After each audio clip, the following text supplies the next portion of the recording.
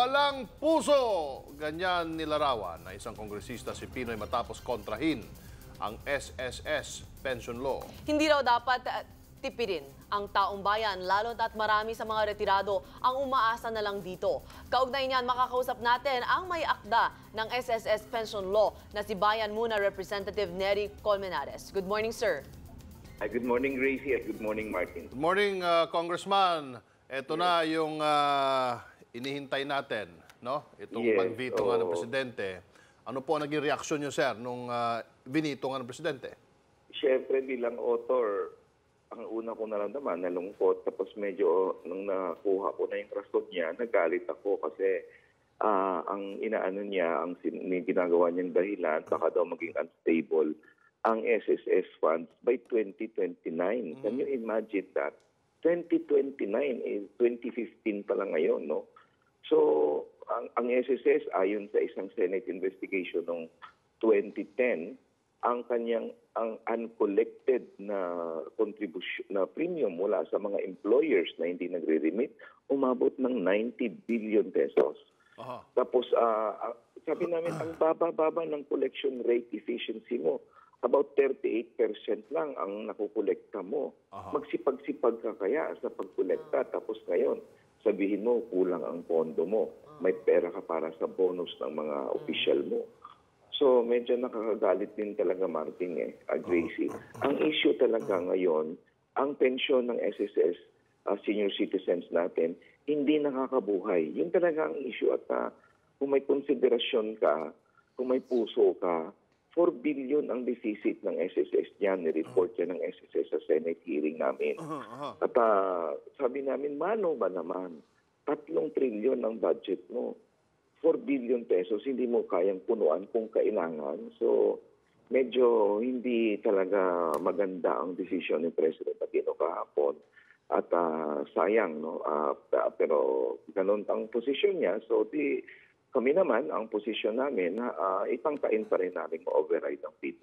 Okay, sa pag-override dito, you will need 2/3 of the vote in the Senate and Congress. We will need 2/3 vote. So, yan sa Kongreso, parang 192 ang 2/3 na kailangan namin na boto. At kailan mangyayari ito, Congressman? How will this happen? Ano po ba ang proseso at kailan namin maaasahan ito? Well, magre-reconvene kami ng February, next Monday na. Tapos hanggang February 6 kami dyan.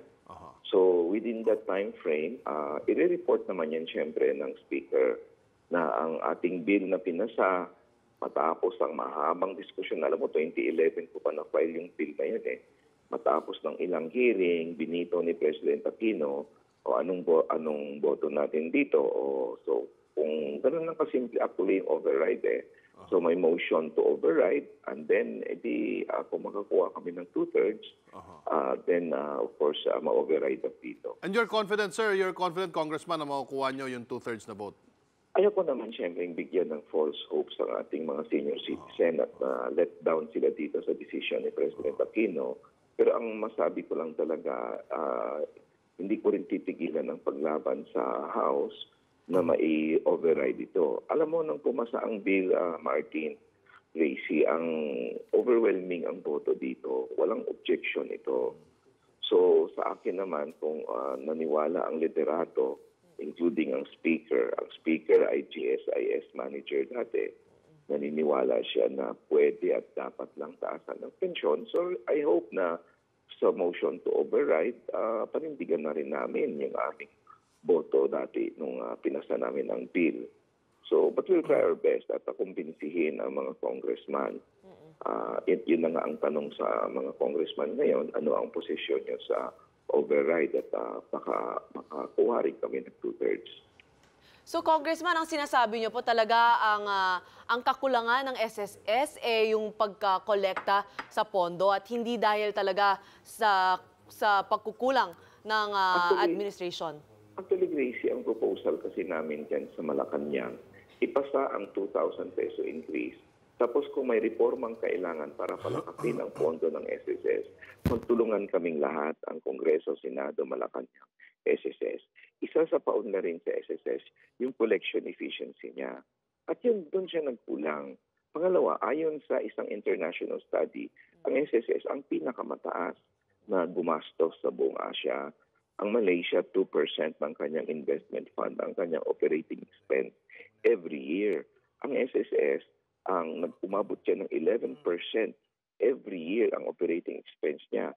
Ang pinakalas niya was about 7% ng kanyang investment fund operating expense niya.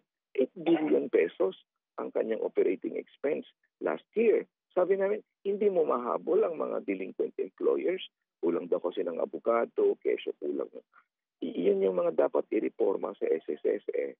So, tapos for so many years, hindi nila tinaas ang pensyon. Tapos ngayon, bigla silang, itaas namin ang pensyon, basta taasan ang kontribusyon. Sabi namin, hindi mo nga masingil yung lumang kontribusyon. Mag-invento ka ng bagong kontribusyon. Sabi ko, last resort kung kailangan man yung dagdag kontribusyon. Pero unahin mo muna ang pagsingil sa lumang kontribusyon. Galit po siguro yung taong bayan nung lumabas po yung listahan ng mga board of directors, mga presidente ng SSS, vice president, nung nakita po nila yung sahod kada taon. Ano po masasabi niyo dito at ano ang hakbang ninyo? Yes, isa yun sa issue namin sa SSS. Noong 2009, nagbigay sila ng retirement package sa mga board members nila na almost 200 million pesos. Sabi nang bawiin nyo yun. Bakit 200 million ang retirement ng board members nyo? Babawiin daw nila, pero hanggang ngayon hindi nila nabawi yun.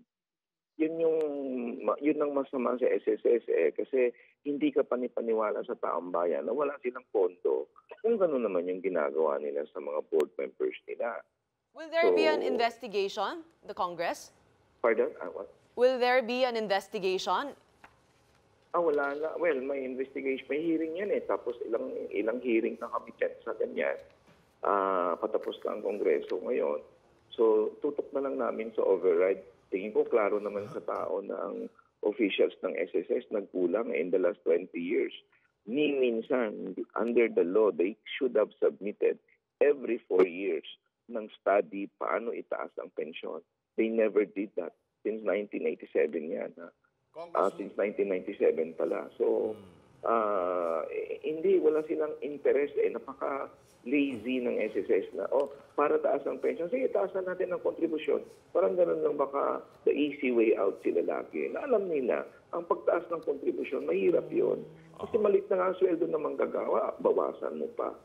Diba? So, hindi tama ang posisyon ng SSS.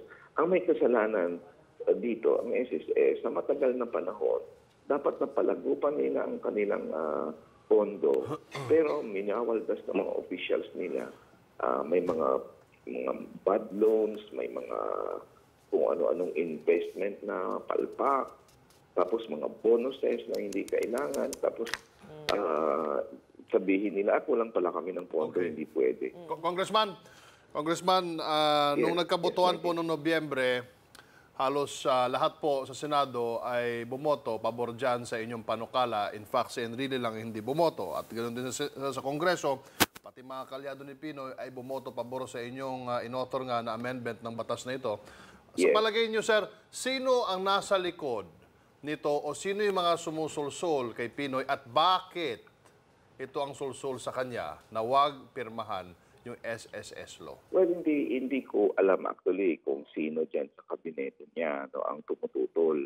Pero ang tanong sa kabinete niya, ang tanong sa mga kandidato niya, ang tanong sa presidentiable, vice presidentiable at senatoriable, anong ginawa niyo during the time? Hindi ba kayo nagpahiwatig ng posisyon niyo? In the first place, anong posisyon niyo? Agree ba kayo sa veto o hindi? Diba? Tapos, ngayon, kung hindi pala kayo agree sa veto, may sinabi pa kayo? May ginawa ba kayong pangungumbinsi? So, sa akin, mas yun kasi hindi ko na malaman kung sinong tumututol. Definitely, SSS tumututol. Ganun naman ang SSS. Ang daming hearing, ilang aral na kami ng actuarial reports nila. Ang SSS kahit siguro 100 pesos, hindi papayag yan na dagdagan ng pensyon. Okay. Maraming salamat po sa inyong panahon, Congressman Nery Colmenares ng Bayan Muna. Mabuhay po kayo, sir. Be sure to come back. Use 5 everywhere. Copyright 2016.